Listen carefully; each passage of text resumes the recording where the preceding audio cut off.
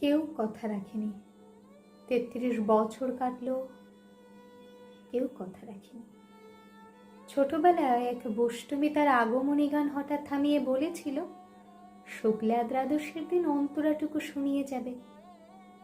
তারপর কত চন্দ্রভোগ অমাবস্যা চলে গেল, কিন্তু সেই বষ্টমী আর এলো না।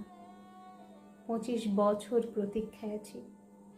মামা বাড়ির মাঝে নাদের আলী বলেছিল, বড় হও দাদা ঠাকুর, তোমাকে আমি ৩ প্রহরের বিল দেখাতে নিয়ে যাব।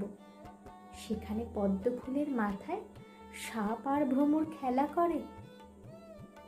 নাদের আলী, আমি আর কত বড় হব?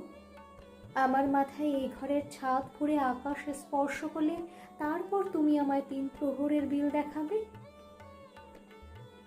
একটা রয়্যাল গুলি কিনতে পারিনি কখনো।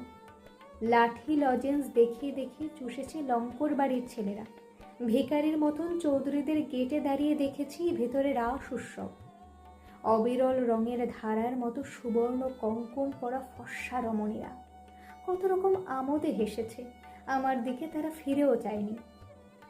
বাবা আমার কাঁধ ছুঁয়ে বলেছিল, দেখিস একদিন আমরাও। বাবা এখন অন্ধ, আমাদের দেখা হয়নি কিছুই। সেই রয়্যালগুলি, সেই লাঠি লজেন্স, সেই রাস উৎসব আমাকেও ফিরিয়ে দেবে না?